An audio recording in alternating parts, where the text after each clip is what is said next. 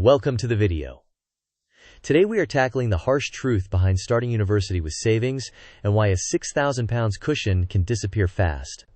We will also walk through a step-by-step action plan to survive rent arrears and avoid long-term damage to your finances. Let's move from the problem into solutions, and by the end you will have a practical plan you can start using today. Here is our agenda.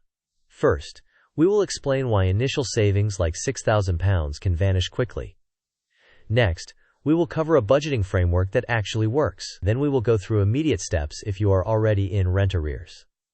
After that, we will cover how to negotiate with landlords and access university support. We will then provide a zero-based budget template. We will also highlight the transport cost trap. Finally, we will show you how to build a 3-month buffer and stay ahead of emergencies. Before we proceed, a quick disclaimer. This content is educational and not financial advice. UK credit scoring scales differ across agencies, and a single number does not directly translate across them. University policies, hardship funds, and tenancy rules vary by location and provider. Always double-check with your university's student support, welfare team, and your housing contract before taking any action. With that in mind, let's move on. Starting university with savings can lull you into a false sense of security. Upfront rent and deposit, moving costs, basic setup purchases, and course essentials can consume a large share immediately. If your cash flow dries up before your first paycheck, that indicates your initial plan did not account for timing and front-loaded expenses. Let's analyze where the money actually goes. In reality, your first term is front-loaded with costs. A typical breakdown could include 2 to 3 weeks of rent up front, plus a security deposit at around £2,200. Course equipment for specialized degrees like performance arts or lab courses can easily hit around £1,200. Move-in essentials such as bedding, cookware, and cleaning supplies often run to approximately £600. Transport costs, including buses, trains, or shared rides, can be £450 per term, which is easy to overlook. Food at roughly £70 per week adds up to £560 over 8 weeks.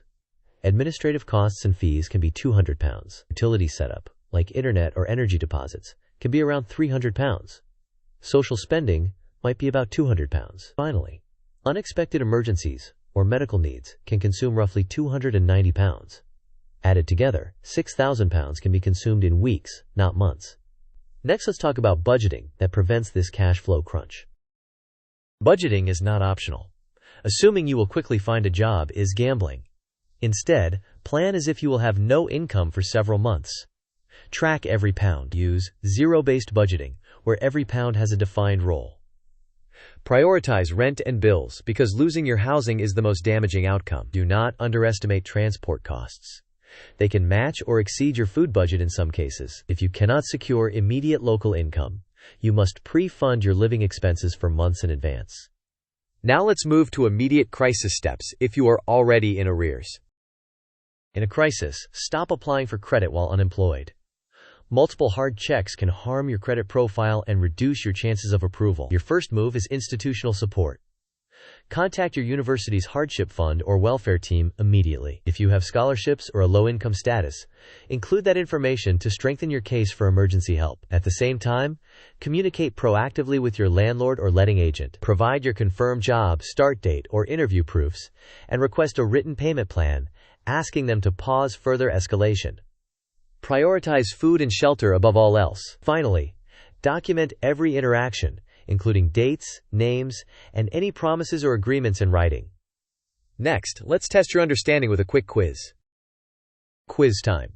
The question is, you are 1 month behind on rent and unemployed. What is the first move? The options are: 1. Apply for multiple credit cards to bridge the gap. 2. Stop new credit applications and contact your university hardship fund immediately. 3. Ignore the landlord and hope your job starts soon. 4. Take out a high-interest payday loan. You may pause the video now to think about the answer. We will discuss the answer in the next section of the video. The correct answer is to stop new credit applications and contact your university hardship fund immediately. Multiple hard checks can harm your credit profile and reduce approval chances. University hardship funds are designed to provide targeted, fast relief when you need it most. Now let's look at how to negotiate and communicate clearly. When negotiating, Keep communication calm and factual. State the arrears amount, the cause, and attach evidence of a job start date or interviews.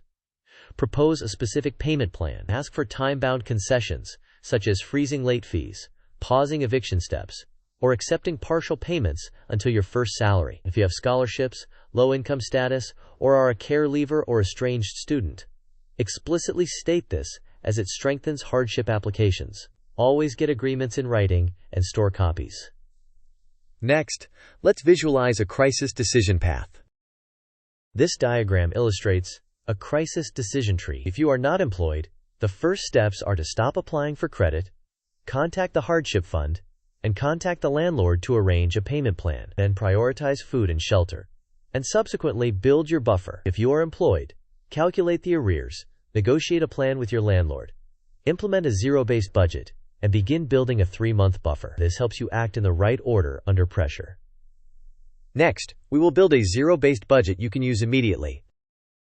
Zero-based budgeting means every pound has a defined job, and your unassigned balance should be zero by design. Allocate in this order: first, rent and bills; second, food; third, transport; fourth, course essentials; fifth, a minimum buffer; and then everything else. Conduct a weekly check-in.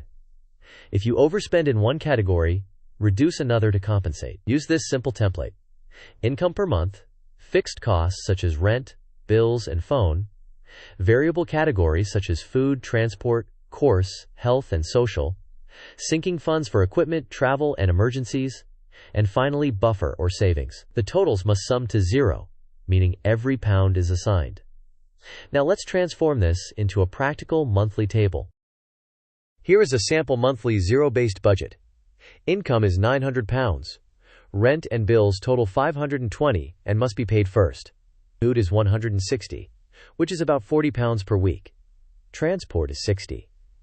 Course essentials average $60 per month across the term. Phone and internet are $30 on a SIM-only plan. Health and toiletries are $20. Social spending is $20 and should be low cost while recovering. Emergencies get $20 to keep the habit of saving. A small buffer or savings is $10 and can grow once arrears are cleared. Finally, unassigned must be zero. Bank. Let's look at the transport cost trap across a term timeline. Transport costs are often underestimated. Even cheap shared rides add up quickly. A term travel pass combined with occasional ride shares can equal or surpass your food budget. Plan travel first because commute times and costs can determine where you can live and the jobs you can take. This timeline shows how upfront rent and deposit occur early, followed by move-in essentials, course kit purchases, travel spikes, steady food and utilities, an emergency expense around midterm, and finally a first paycheck that allows an arrears payment plan to start. Now let's compare common myths and realities about student jobs. Common myths include the belief that you will secure a job within a week, that credit will cover you until payday, and that transport is a minor cost. In reality, hiring can take 3 to 8 weeks even for part-time roles. Multiple hard checks and high-interest debt can worsen your situation, and transport can rival your food budget. Treat transport as a near-fixed cost. Next, a quick quiz to reinforce the transport lesson. Second quiz: which expense commonly rivals a student's food budget and is often overlooked? Your options are streaming subscriptions, transport costs, stationery, and laundry. You may pause the video now to think about the answer. We will discuss the answer in the next section of the video. The correct answer is transport costs. Buses, trains, and occasional ride shares add up quickly and can match your food spending. Now, let's lock in the most important actions you should take from today. The key moves are to track every pound using a zero-based budget, prioritize rent and bills first and food next while planning transport early, stop desperate credit applications and seek hardship support, negotiate payment plans with evidence of income, and begin building a 3-month buffer once arrears are cleared. Now let's summarize the entire approach. To summarize, first-term savings vanish because costs are front-loaded, so plan for timing, not just totals. Budgeting is non-negotiable, and every pound needs a job. In a crisis, seek institutional support first and negotiate with your landlord early. Treat transport as a major expense and plan for it like a fixed cost. Use zero-based budgeting and build a 3-month buffer as soon as arrears are cleared. Finally, here is a quick thank you and a request to support the channel. Thank you for watching. If you found this useful, please like and share the video. Subscribe for more practical student survival guides and that. In the comments, share your smartest money move or your biggest budgeting win so others can learn from it too.